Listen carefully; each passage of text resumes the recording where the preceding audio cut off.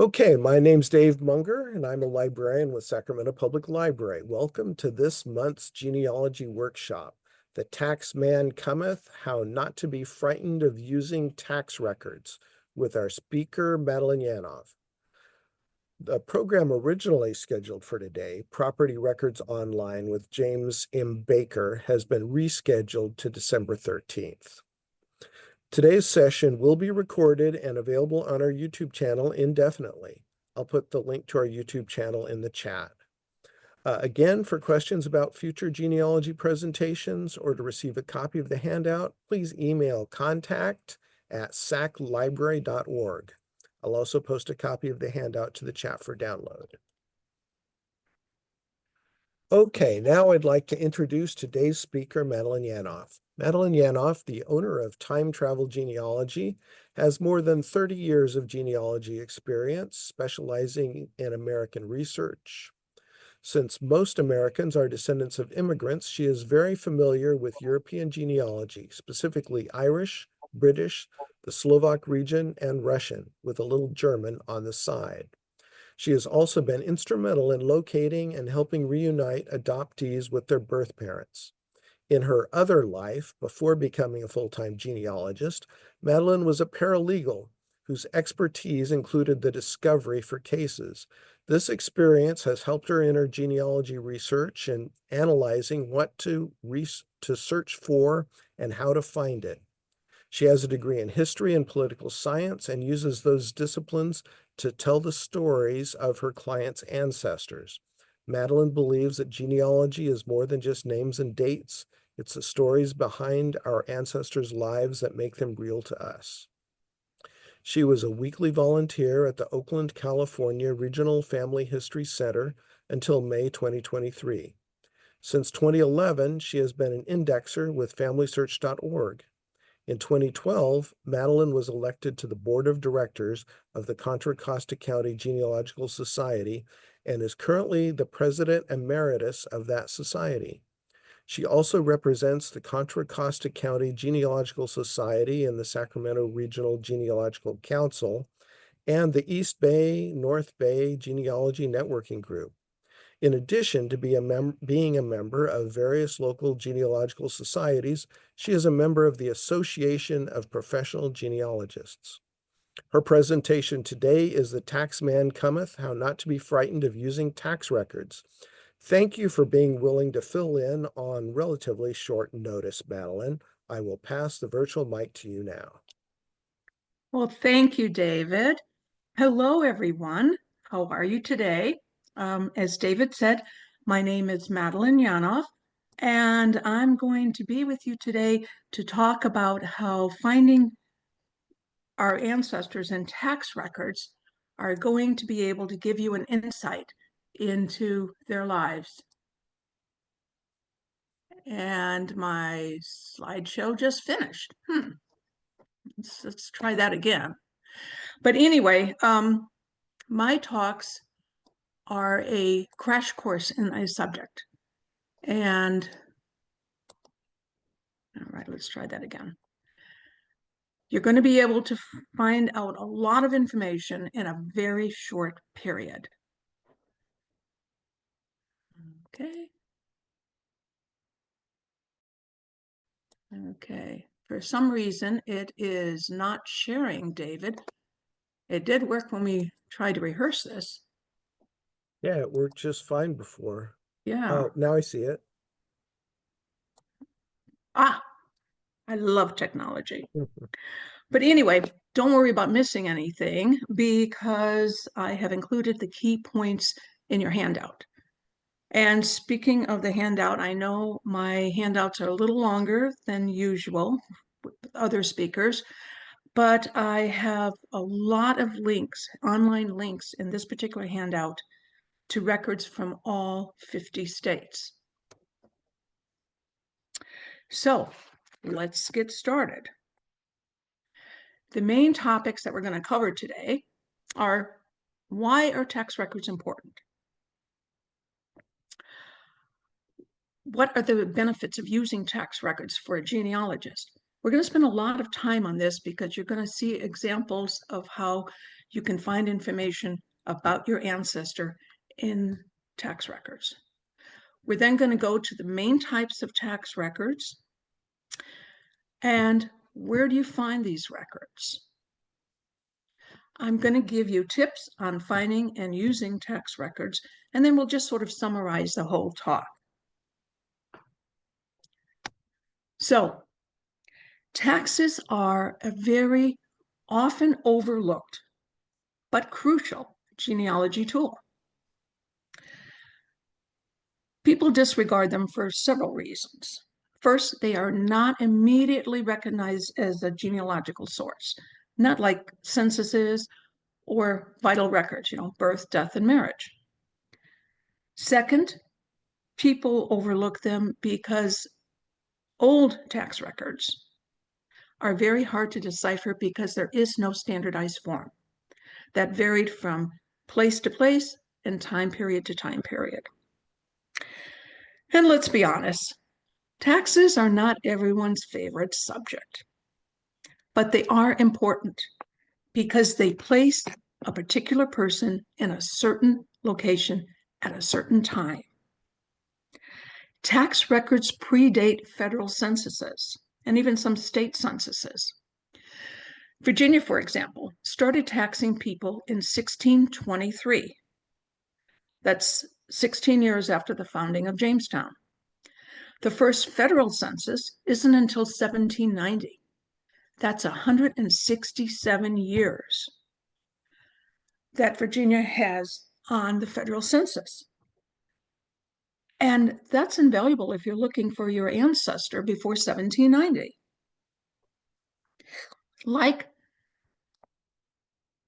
Unlike censuses, taxes are collected every year, so we consider them a yearly census. They bridge the gap between census years, and they can also fill in for missing censuses. During disasters, either man-made or natural disasters, taxes and land records are the first two types of records to be recreated. When towns need funding, they're going to look to identify potential taxpayers, not recreate lost birth records. So let's go into tax records and see what we can find and how it's going to help genealogists.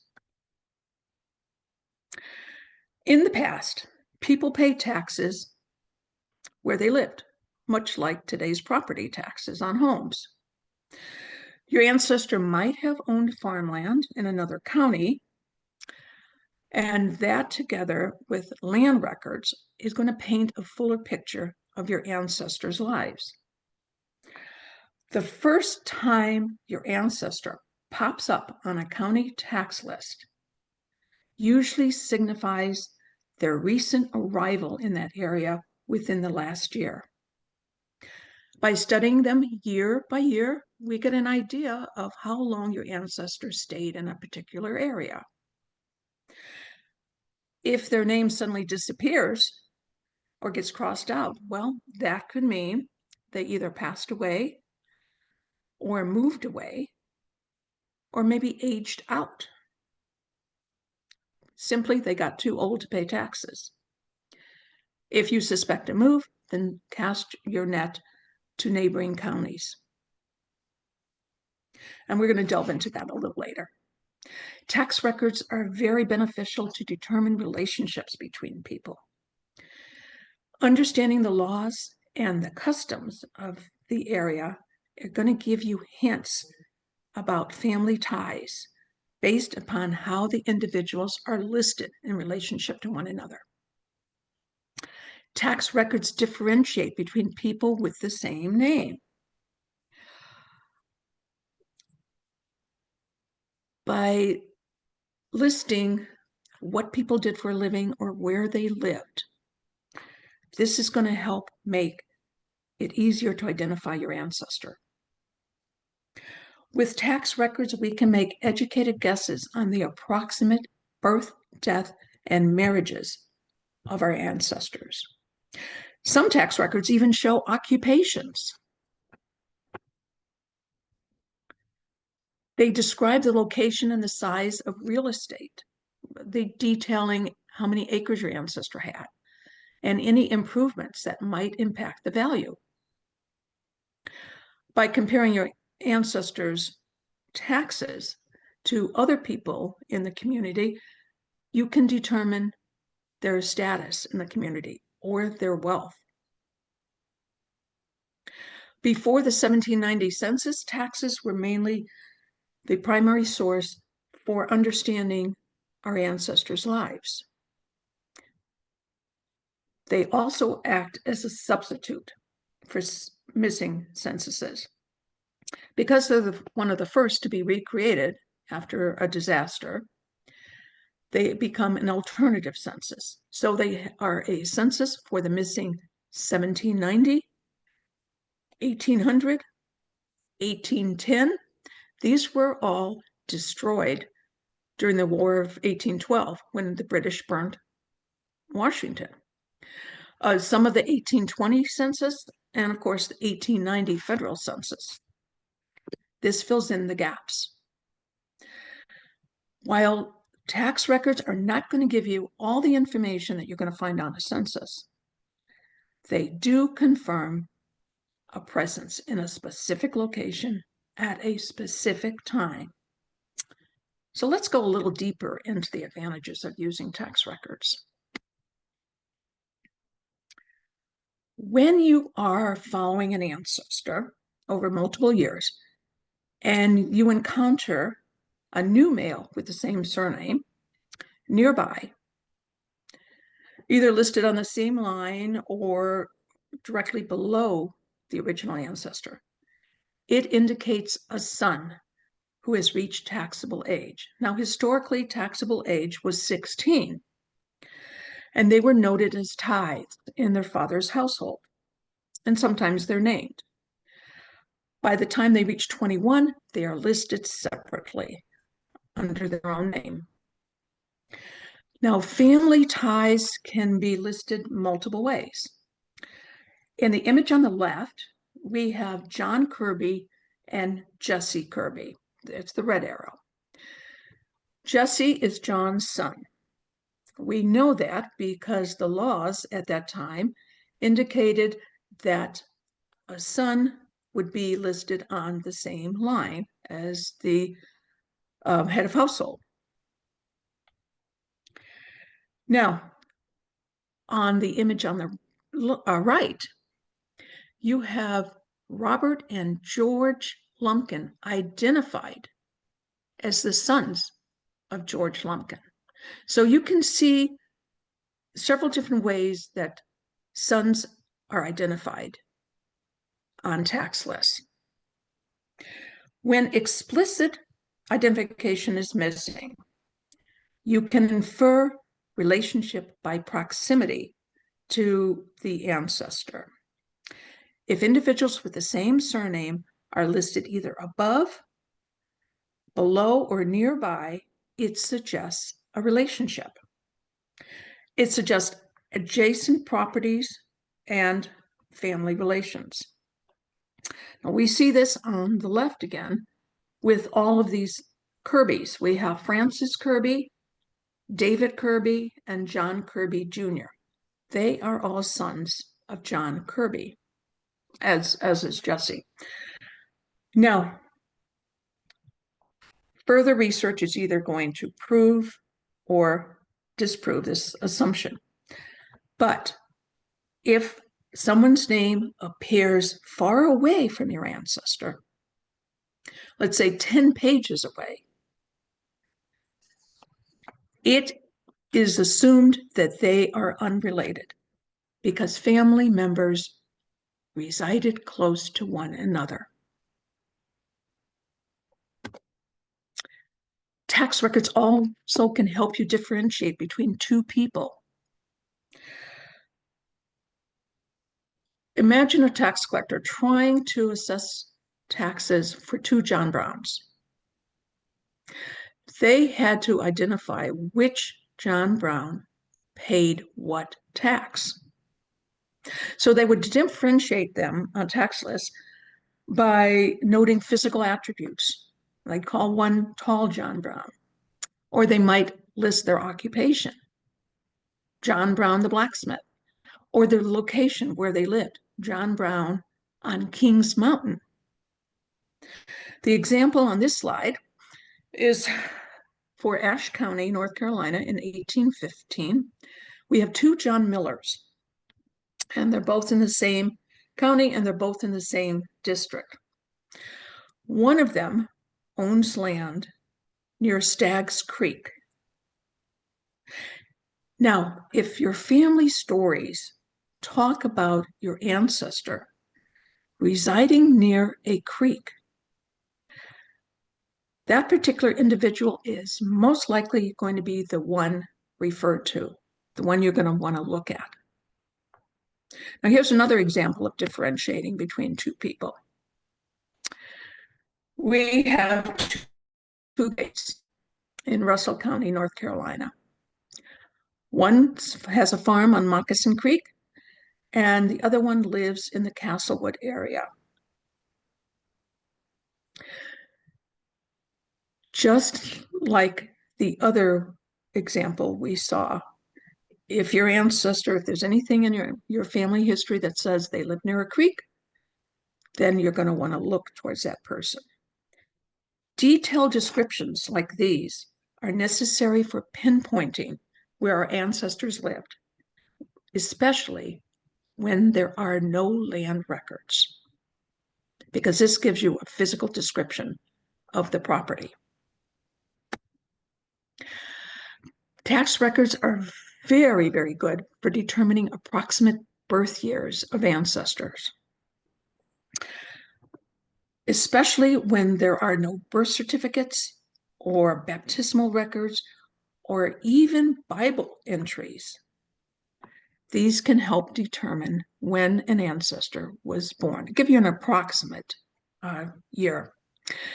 At age 16, men appeared as tithables in their father's household. And the father was obligated, or head of household, I should say, was obligated to pay a tithe on that male until they turned 21. When they turn 21, they're listed under their own name. So find the year a name first appears as a tithable. That way you can count backwards 16 years, and that's going to give you an approximate year of birth. Or you can count backward 21 years if he appears under his own name, and the year you reach is the approximate birth year. And let's give an example of how this works. Here we have William Asher. Now, in 1749, William Asher is listed on the Pittsylvania County tax records. We know he's over 21 because he's listed under his own name. We're not quite sure when he became 21, but we know he's at least 21. And he's only paying one tithe just for himself. He pays taxes every year, but not every year survived. And so we have these gaps. So he comes across again in 1767, where he's listed with a son. Now, by knowing Virginia law at that time, we know that William Asher Jr. is at least 16, but not yet 21, and his father's paying two tithes. But we don't know when he joined the tax list because of that gap. Again, there are some records missing, and we find William Asher Sr. showing up again in 1773. But this time, he's with a new son, James. And William Jr. is listed under his own name. So we know William's at least 21, and James is at least 16. But again, because of that gap, we're not quite sure exactly when they first joined the tax list and their ages. The next year, 1774, a new name joins, Henry. So William Sr. is paying 3 tithes. And since Henry was not on the list the year before, we know that Henry is 16. James is still listed, but we can find out what Henry's birth year is by subtracting 16 from 1774. And that gives us 1758. So that's an approximate birth year for Henry.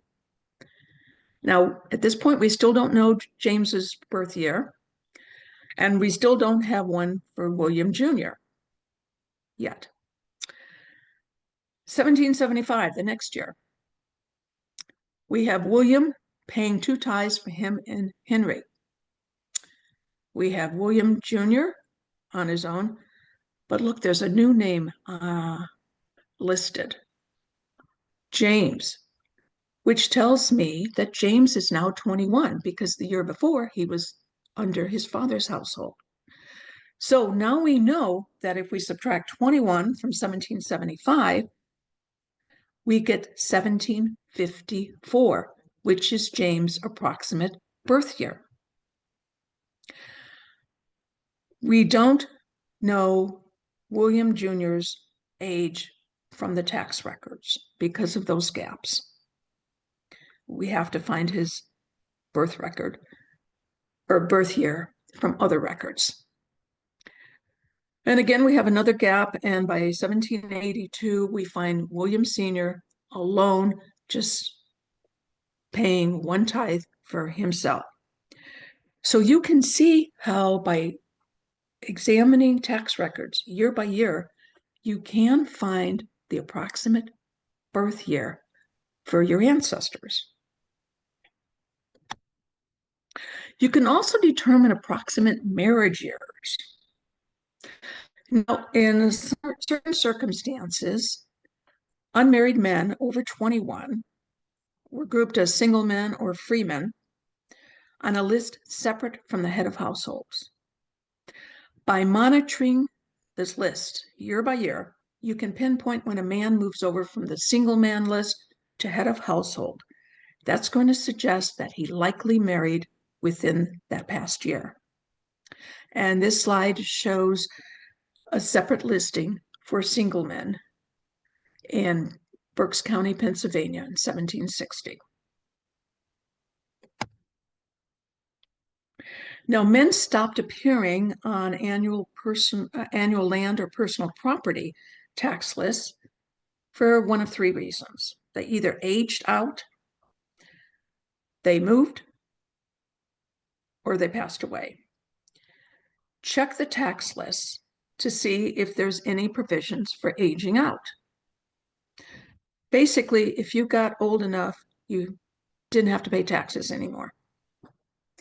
If a man who's been continually listed all of a sudden disappears, vanishes from the tax records, and isn't found elsewhere, and has not aged out, it often indicates that he died within the last year. Phrases like deceased or estate of or heirs to, or even mention of the deceased wife as widow of, are going to indicate that there is an estate. Now, taxes were paid on an estate until probate closed, and many times it took several years for probate to close. So you have to keep searching for the name of the deceased or his widow's name in years following the death until they both disappear from the tax list. That then means probate is closed and someone else is paying taxes on that property. This is one indication of someone dying on a personal property tax list in 1838. We have the estate of John Edmondson. Now, John's no longer with us, but the estate has to pay for 3 tithes, which would indicate 3 sons between 16 and 21. John also had to pay tithes on slaves, or the estate had to pay tithe on slaves, and also horses.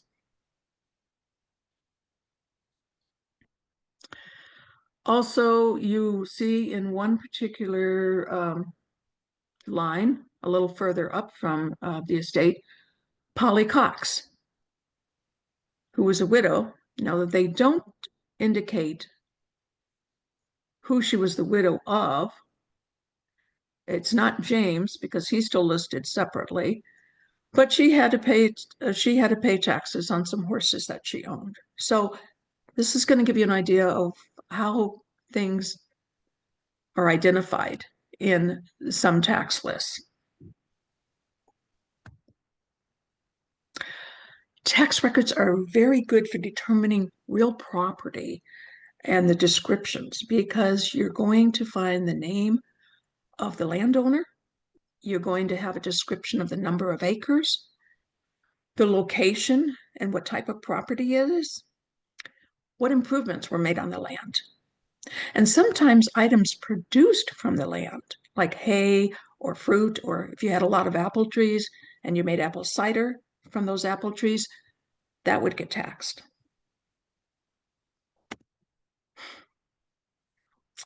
So here again is Russell County, North Carolina, but we're not really interested in Benjamin Fugate. We're talking about Colbert and Robert.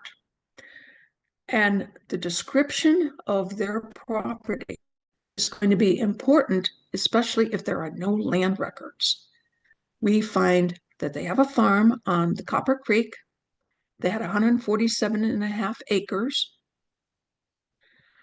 And on it, they had one wooden house, which was 2 stories high, 20 by 16 feet, a wooden barn, a stable, an outhouse, a corn house, a spring house, and all in all, the land and the improvements on the land were valued at $500.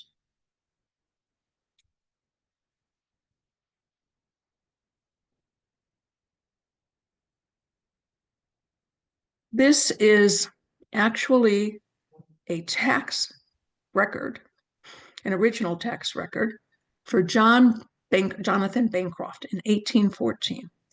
Now, the previous slide, we had the description of the property. This is what was used to make that description. This is the actual tax bill for that property. We know that Jonathan Bancroft, how many acres he owned. And of those acres, how many were for mowing, how many was fresh meadow, how many you could till the land, or what percentage was a pasturing. He had 1 acre devoted to orchids or orchards, 30 that were woodland. On it, the assessor wrote down he had 1 house built of wood, 2 stories high, 18 by 34 feet, 16 feet deep. He also had 2 barns and 3 outhouses. And the value was $2,750. It was also noted that he was a colonel in the Revolutionary War, and we have his actual signature. Now, the reason I bring this up is it's a good example of what the actual property record looked like. But where we find this property description. For those of you that are old enough to remember, President Kennedy was a very, very avid historian. He loved history. And somehow he was able to get a hold of this actual original tax document for John Bancroft. And it was in his desk at the White House when he was assassinated. So they took the contents of the desk and all his papers and then submitted it to what became the Presidential Library in Boston. And that is why we have Jonathan Bancroft's tax record in the Kennedy Presidential Library. But this is a perfect example of what the tax assessor actually filled out.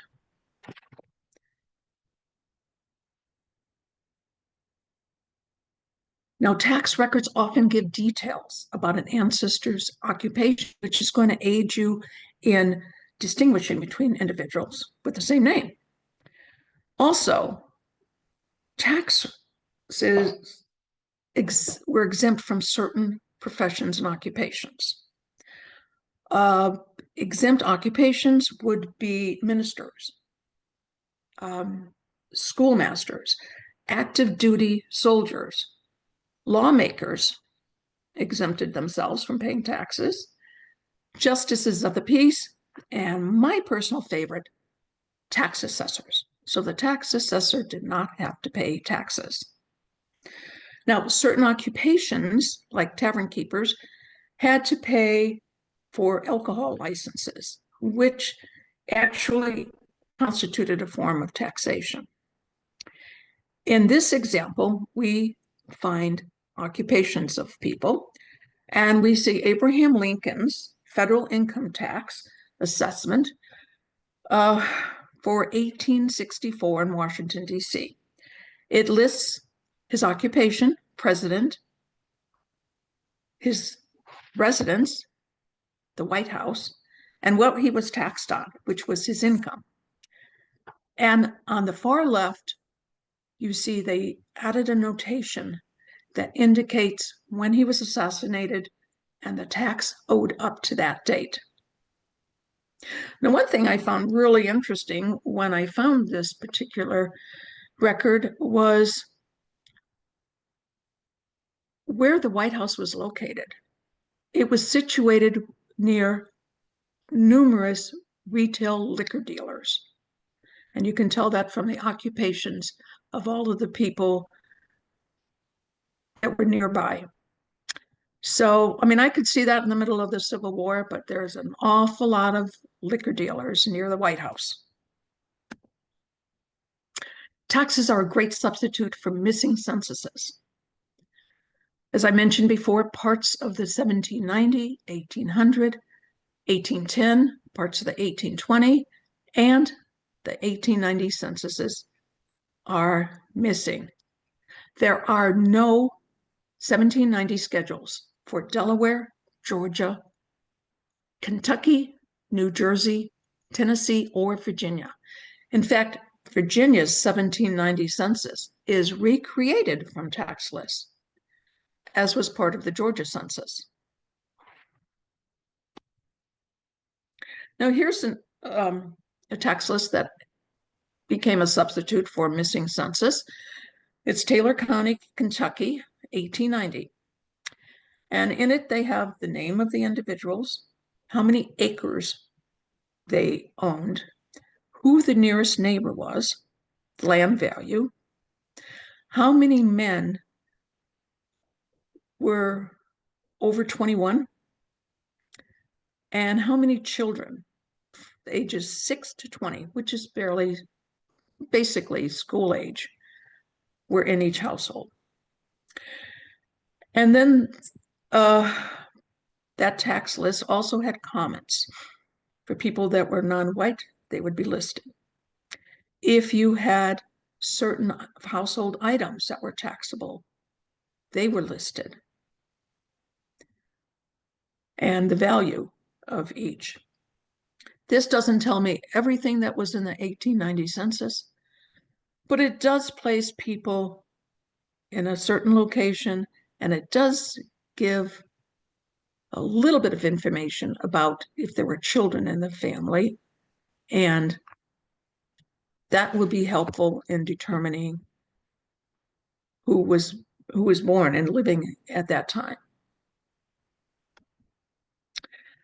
So let's go into the type of tax records.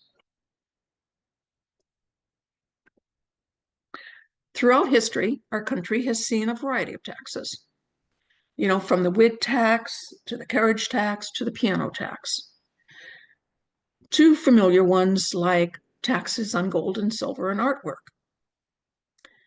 not to mention notable events like the Stamp Act, which taxed materials printed for commercial or legal use. And this was practically everything printed, from legal documents to contracts to newspapers to playing cards. And we have the Boston Tea Party, which was a protest against tax on tea. Well, we don't have that today, but today we have federal and state income taxes, property taxes, payroll taxes, city taxes, retail sales taxes, gasoline taxes, and inheritance taxes, just to name a few. In this talk, I'm going to focus on three main taxes and briefly talk about federal income taxes. The three main taxes are tithes, which are also called head taxes, sometimes referred to as capitation taxes or poll taxes. We have land or real property taxes and personal property taxes, and these were on everything of value that wasn't land. And I'll briefly, as I said, touch on federal income taxes. I am not going to talk about quit rents, which were taxes paid by landowners to the Crown or its agents. So to understand the laws of the area you're researching, you have to know what the laws were. When were people taxed? Were they taxed at 16 or 21? Some regions removed people from tax rolls at specific ages, like 50 or 65. While in most cases people had to die to be removed from the list, sudden disappearances don't always indicate death. You have to check the local laws to see if people were removed for aging out. Now, I personally hope they bring that back because I would love to stop paying taxes. Check to see what the exemptions were. Were women taxed? Were free men of color taxed? Specific occupations or professions? Well, we just mentioned a few of those a minute ago. If you know the legal framework, you're going to be able to go through the tax lists to get an accurate interpretations of the taxes. So let's start with tithables. Well, poll taxes were tithables. They were also known as head taxes or capitation taxes, and they're some of the earliest taxes in the country. These are flat taxes imposed upon a taxable person of a certain age. Now, you need to understand who was subject to taxation. This tax is called a tithable, which indicates a person who paid or for whom someone else paid a poll tax. Initially, during colonial periods, poll taxes were imposed on for several specific reasons, such as we need a bridge over the water. Let's collect taxes to build a bridge. But over time, the reasons expanded.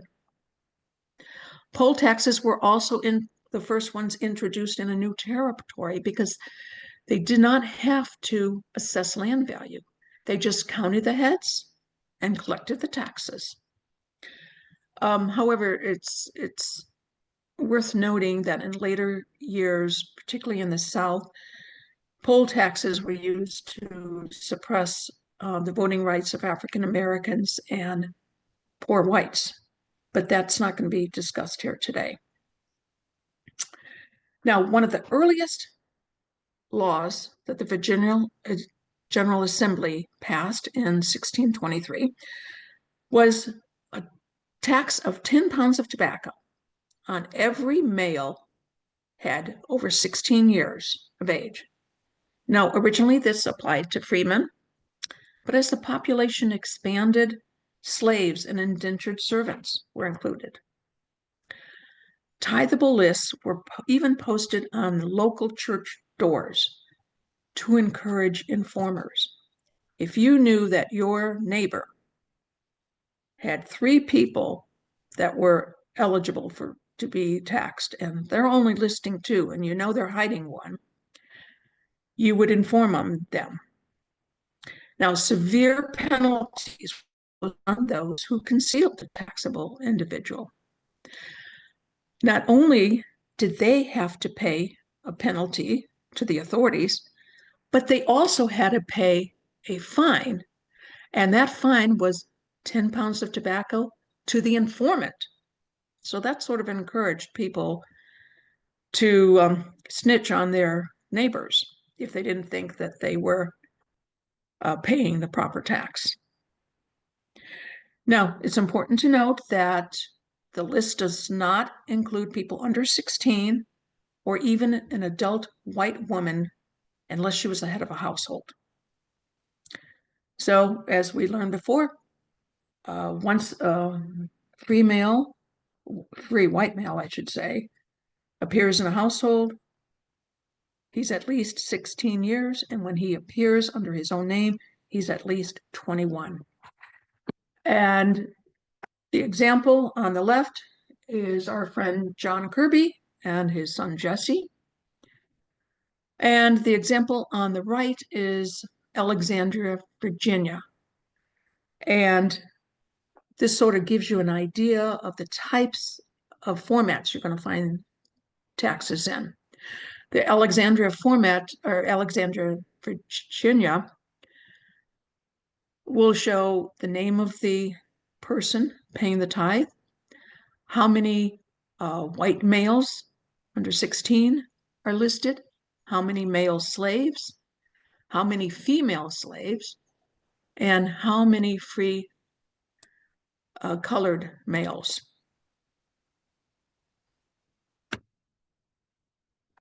Now let's talk about land or real property. As anyone who's ever owned a home knows, taxes are levied on real estate based on a couple of different factors, like the land size, the location, and any improvements made to the land. So why are these taxes significant? Well, they document any transfer of real property between individuals. Land transfers were not always recorded in deed books, and sometimes these deed books are lost. In cases where land is transferred through a will or intestate without a corresponding deed, the taxes might be the only way to determine ownership. So it's worth checking tax records to determine who paid the tax on property, because that person, the person that paid the tax, is the landlord or landowner. Here's an example now of personal property tax. This is also going to give us an insight into the economic status of our ancestor. Now, personal property taxes are also invaluable because not everybody owned land, but everybody at least owned a taxable asset like a cow or a horse or a mule. Slave owners were taxed based on the number of eligible slaves they owned. And over time, personal property taxes broadened to encompass household items like firearms, gold and silver artwork, carriages, clocks and watches, glass windows, pianos, and I've seen some that even taxed billiard tables. On this particular slide, we find the Westmoreland County personal property tax of 1843. And the first column will note the date of visit by the tax assessor. Then we have the name of the taxpayer, the number of white males over 16, the number of slaves over 12, and then they also have a column for the number of slaves over 16. the number of horses, mares, mules, and colts, because they were taxed. Watches. Did someone have a gold watch? Or maybe a silver watch, which would be valued a little less. Or maybe a watch that was a composite of silver and other metals. Pianos were also taxed. Pianos under $100 or over $100 in value. If you had a yearly income above $400, that was listed. Clocks made of brass or other metals, and other clocks, like a wooden clock. Carriages, wagons were also taxed. And in this particular instance, the last two columns indicate the amount of tax. So this gives you an idea of what type of things were taxed and how it would look on a personal property tax list. Tax collectors went to great lengths to find tax defaulters.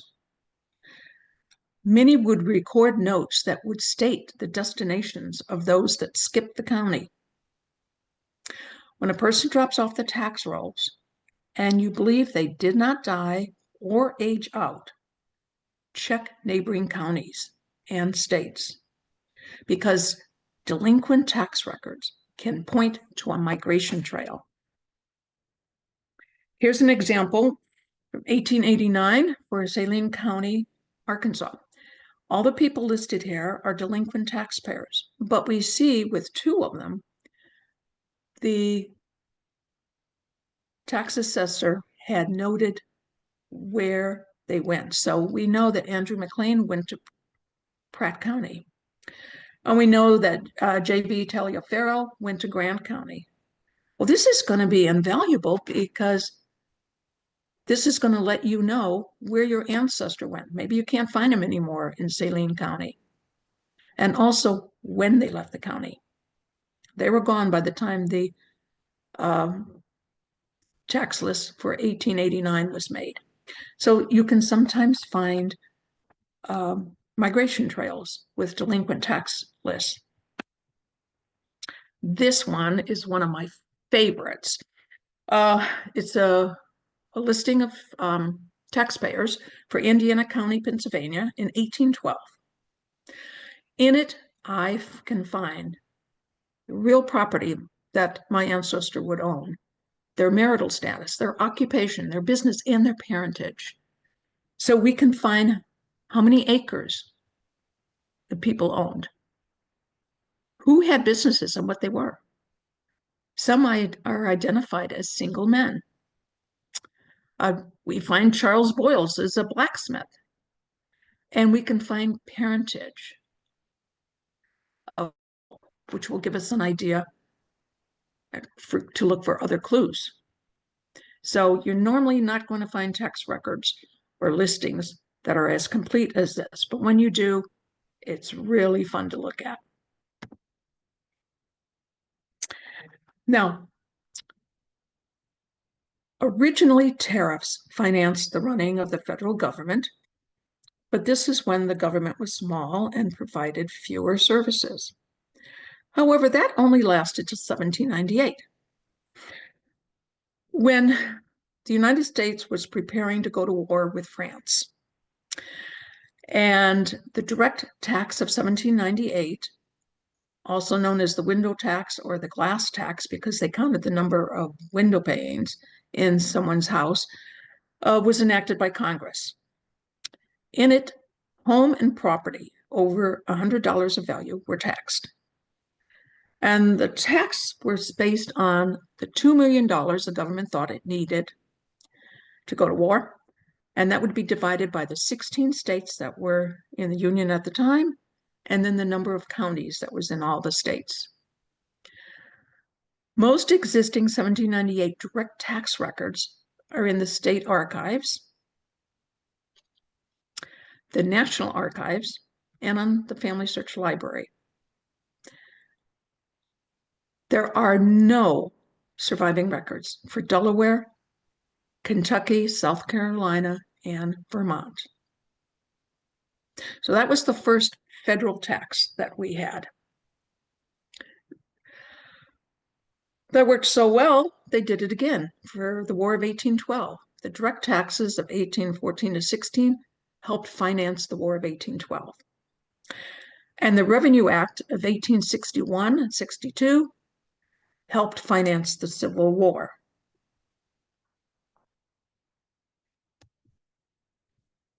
Now, as I said, in 1862, income tax was passed to finance the Civil War. And this many times encompassed both income and personal property. Individuals earning below $600 annual were exempt. The tax rate reached 5% in 1862, and it was capped at 10% in 1864.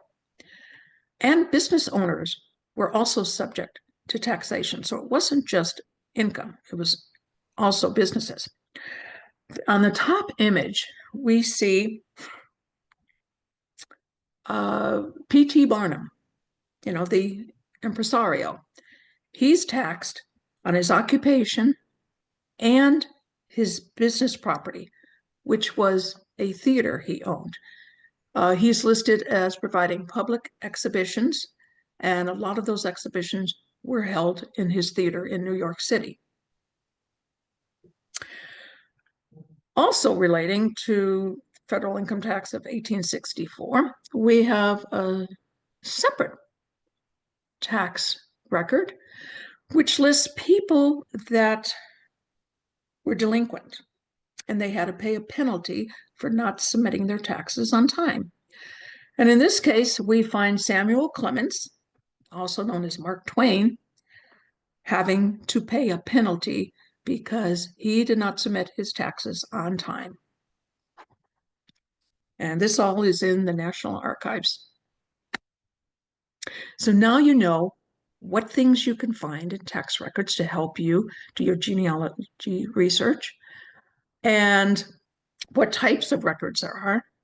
You want to know, where do I find tax records and tax information? Well, they're typically kept in the jurisdiction where they originated. Now, if the county where your ancestor lived underwent division later, it's crucial to search in the jurisdiction that existed when your ancestor paid the taxes. So in other words, the parent county. You're going to find information on taxes in county courthouses or archives. That's going to be the first place you look. If they're not available in the county archives, then check the state archives. And a lot of times, counties, when they ran out of storage space, they would transfer the records over to the state archives or library. Now, each state maintains copies of tax records, usually stored in the state library or archive. For example, the Library of Virginia has an extensive collection of Virginia and colonial tax lists. Look online for your state's archive. Now, while most state archives have online catalogs, the record may not be digitized. So you might have to go to visit the archive in person, or maybe enlist the help of a local genealogist there. Now, some states will have archived material on their state Secretary of State office website. I know Oregon does. So that's a possibility. While most taxes are kept in county courthouses, New England often stored their records in local archives. The city of Boston has tax records from the 1890s. So they're not listed in the county, but they're listed in the city. County historical and genealogical societies sometimes have abstracts or indexes of local tax records. For example, Contra Costa County, where I lived for many years, has books of tax assessor records from 1850 to 1910 in Martinez, the county seat. Oregon Historical Society has records from 1852. So don't forget the historical or the genealogical societies. University holdings many times will hold tax records for the state that they're in.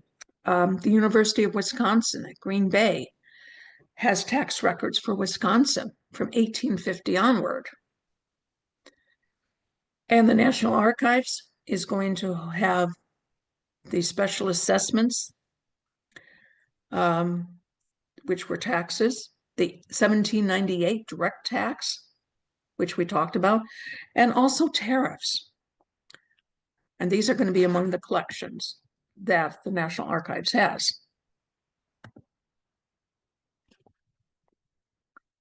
You're also going to find information on taxes in published books or journals.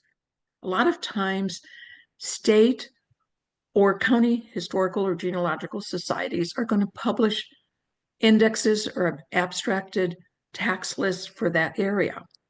Or an expert may author a book about taxpayers in a particular locality. State or county gen web pages will sometimes show tax records. You have local genealogy societies indexing their tax records and then make them available on their county's gen web page. And I believe I have the URL for that in the handout. When using major search engines to find taxes, employ relevant terms. Terms like tax list, taxation, tax records, poll taxes, capitation taxes, whatever term you want to use regarding taxation. Put it in parentheses because that's going to help refine your search. Add the location, the state or the county. And here's the key. Add the term genealogy or historical. And I'm going to show you in a minute why that makes a difference, because it's going to narrow down your results. You're going to find information on taxes on online databases like Ancestry, the Family Search Catalog, and also the Family Search Wiki, Roots Web, Cindy's List, the US Gen Web, or Linkpendium. These all offer extensive tax record databases. Newspapers are very good for finding information on taxes because they're going to have articles listing all the taxpayers for an area, the amount of taxes paid. Some of them will list delinquent taxpayers. And by comparing your ancestors' taxes that they paid, you can determine their wealth, their status. So this is a slide showing you a Google search. On the left, I put in, I wanted to know what tax records were available for Oklahoma. And I just put in Oklahoma and tax records in parentheses. Nothing else. What that brought up was Oklahoma County Treasurers, the county assessor for Texas County, Oklahoma. In other words, where I can send my taxes nowadays, to pay for whatever in Oklahoma, most likely property taxes. So that's not really going to help me much because I want to look for my ancestor, not know where to send my taxes to. So I did it again, but I added one little word. Instead, I added genealogy and Oklahoma tax records. Now, I could have also added historic because you're going to get the same results. And in it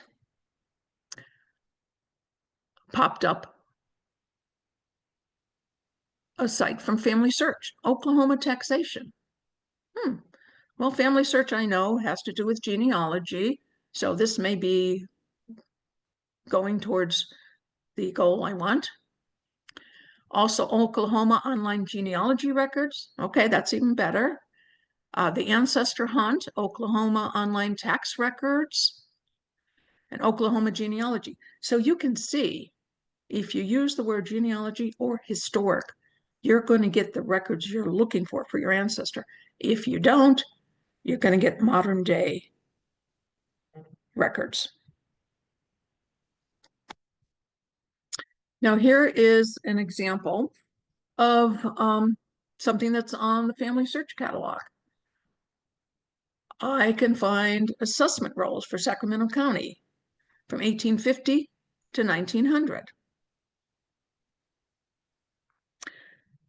So again, we find out that Family Search also has historical tax records. This is Ancestry's contribution, the IRS tax assessment list from 1862 to 1918. Now in it, I wanted to know what was in Washington County, Oregon. So I just typed that in. Now I could finish filling out that form, or I could go to the right and browse the set by putting in, I want to know what was taxed for Oregon, what taxes, IRS taxes, were collected in Oregon. And in it, you see the annual lists from 1867, 1869, 70, 71, 72, and then monthly and special lists. So this is Ancestry's contribution.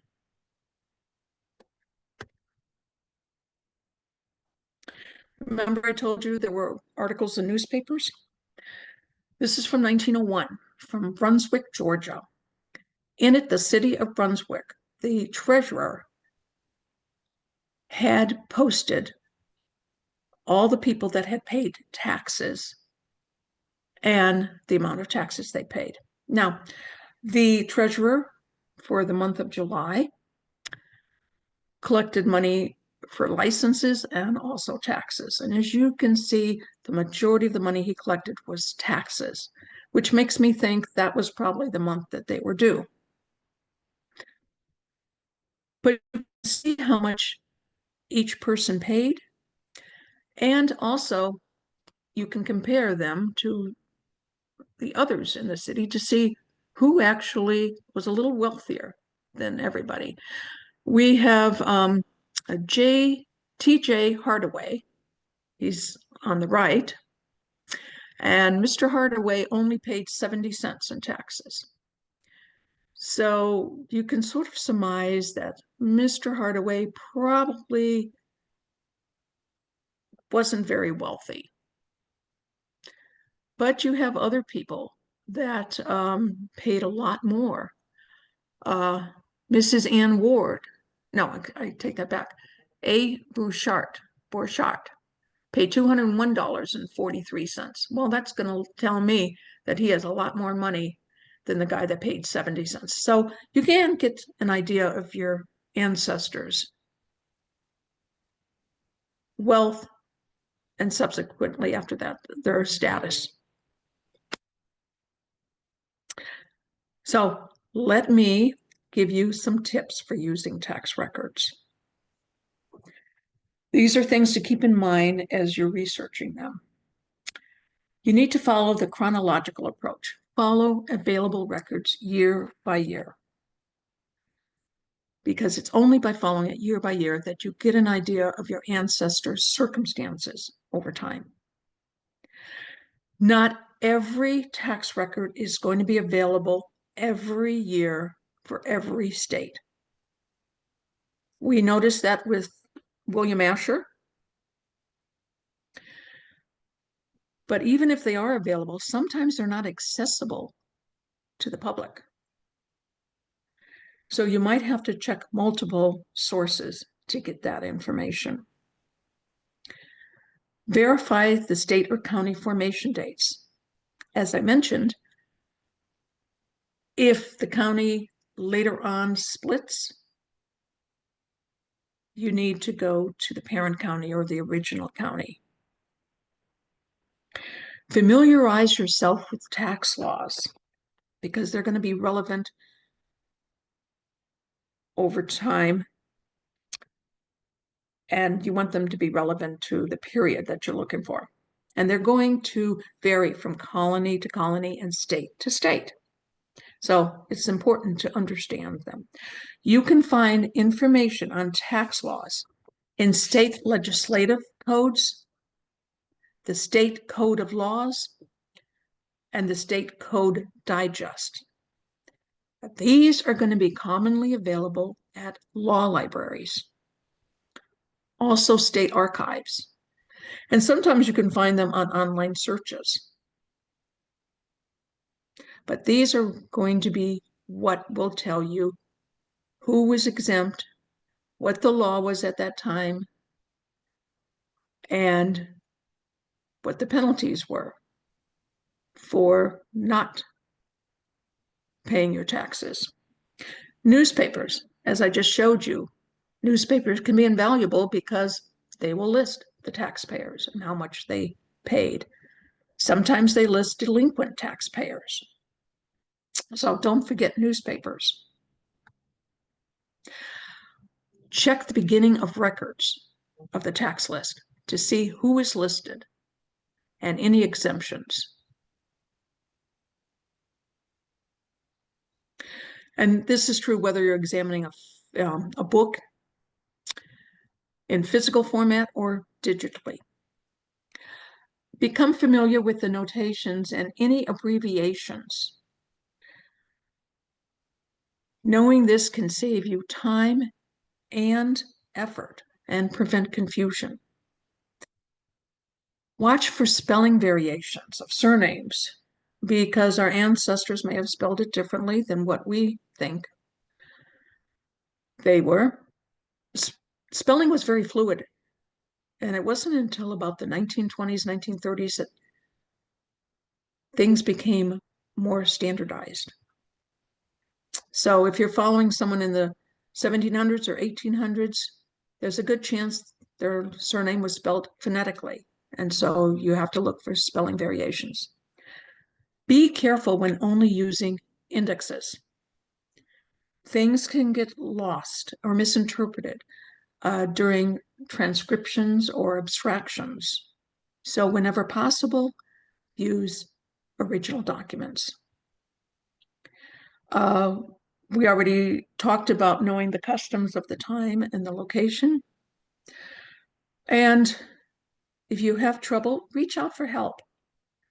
You can contact me if you have any questions or need further assistance. My contact information is going to be at the end of this presentation. So just in summary, tax records are a yearly census helping to fill in the gaps between official censuses. You can find people in pre-1790 records, and they substitute for missing censuses. Remember, Virginia started taxing people in 1623, and our first census was 1790. That's a 167-year difference. They're very good in differentiating between people of the same name in the same locality. And they help establish relationships, such as parent-child or even siblings.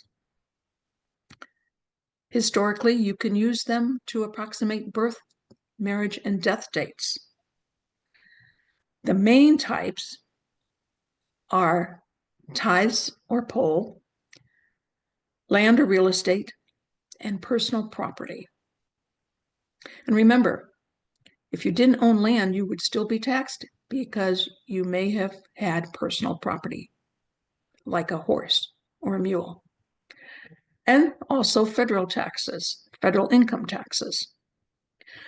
Taxes are mainly found in county, state archives, and libraries.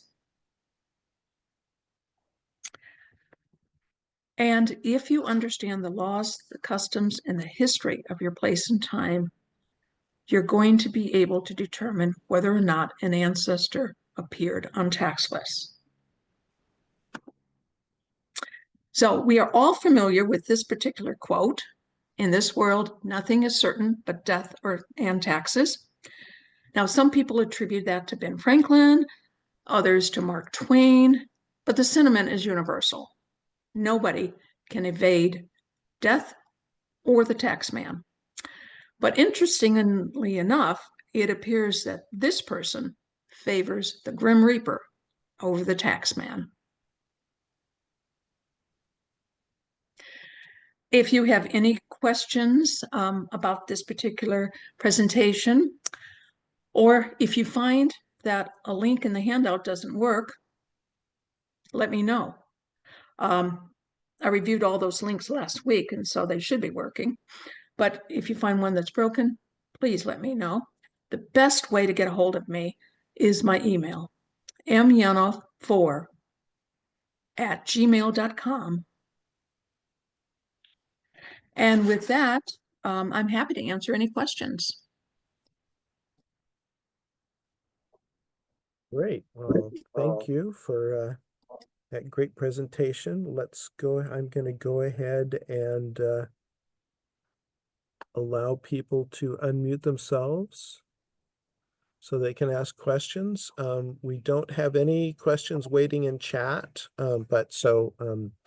if you're interested in asking questions, go post them to chat or raise your hand and speak up, or just unmute yourself and speak up. We don't have that many people, so we don't have to be super formal.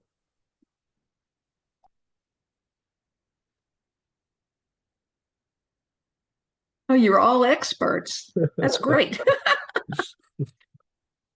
Well, it was very thorough, and that handout that includes all those links for all the different states in the US, that's going to be really helpful. Here we go. Mark K mentions that he's looking forward to finding his ancestors in the tax records. No real question there.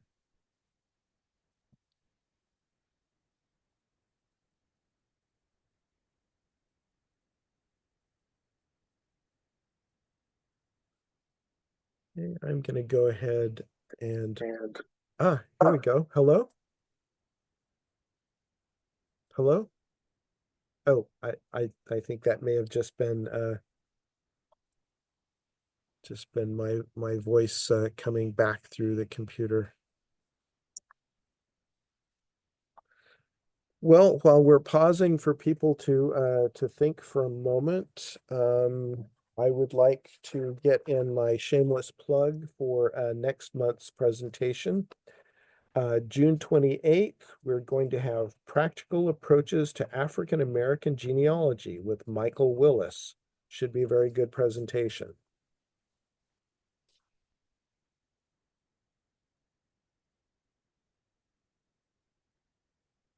Here we go. Deborah says, could we see an example of looking up tax records online? Say Earlham, Madison County, Iowa. Surname Clegg. They're all relatives. Clague, Clegg.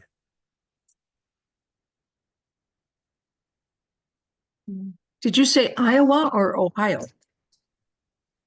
Iowa. Earlham, Madison County, Iowa. Earlham is spelled Earlham. Earlha.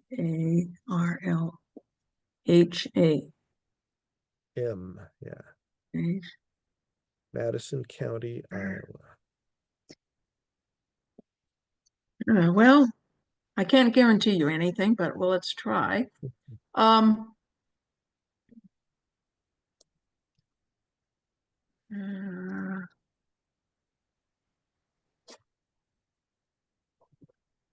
uh, uh,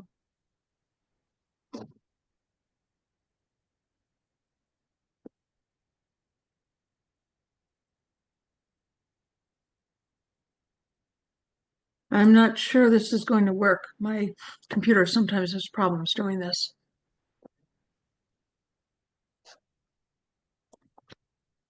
Only so much bandwidth to go around. Well, you see, you should get my husband because he is the computer guru. I'm the researcher, but he's the guru, so he's supposed to be the one that.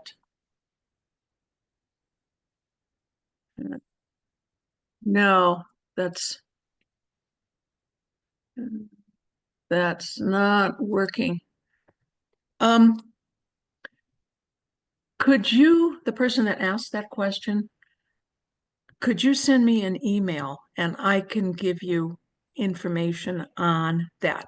What I can say just offhand is go to the Family Search Wiki and look up Madison County, Iowa. You should be able to pull that up. And all of the sections in the wiki will have subsections. And one of them would be taxation. And look to see whether or not there are any records there. But in the meantime, if you contact me, send me an email, I will do that because right now I can't really, my computer sometimes doesn't like me and just doesn't want to work. And this has happened before, and it looks like today is one of those days. So please send me an email and I can give you that information. But in the meantime, you might want to just look to see what kind of tax records are available for Madison County, Iowa.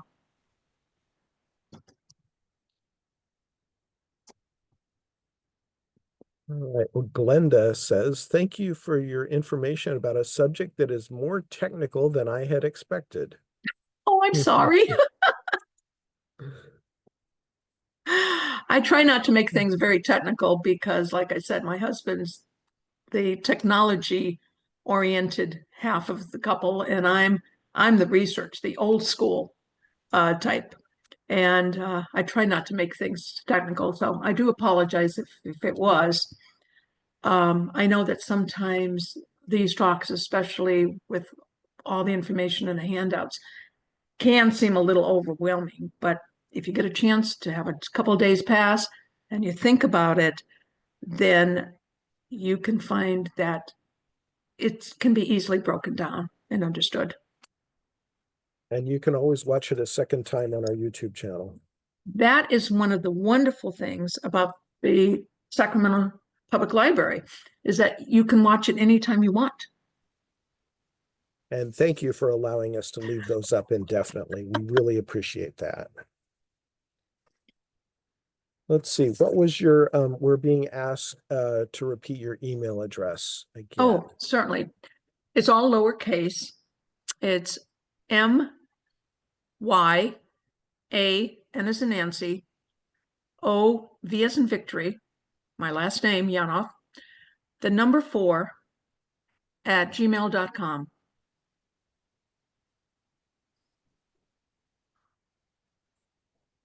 And I've just posted it to chat. That's correct, right? Yep. Yep.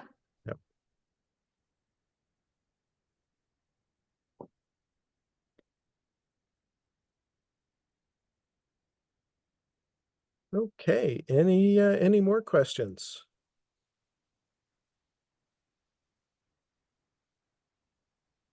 Okay, well, I'm sure you're all going to go out and start doing research of your own. I think that's probably the next step with this stuff and all that great information in the handout. Does everyone have the handout that needs the handout? You need me to post it again?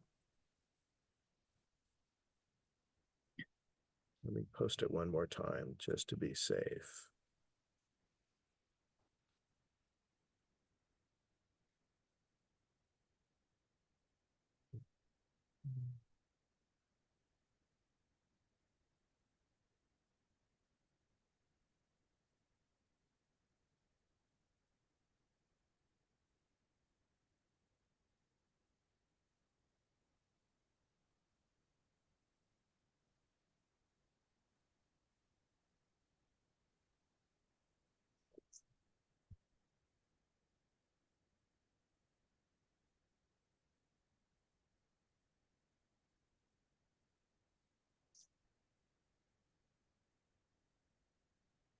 Okay, there's the handout again. And also go and check out, okay, here's our YouTube channel again.